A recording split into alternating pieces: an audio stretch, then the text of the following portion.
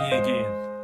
I actually just discovered about this switch over here. I think it's not only just convenience, it's a brilliant design.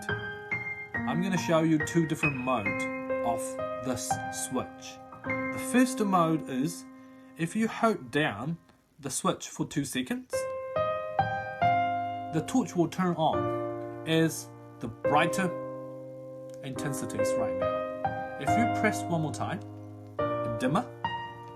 If you holding the switch down right now, it will become a strobe.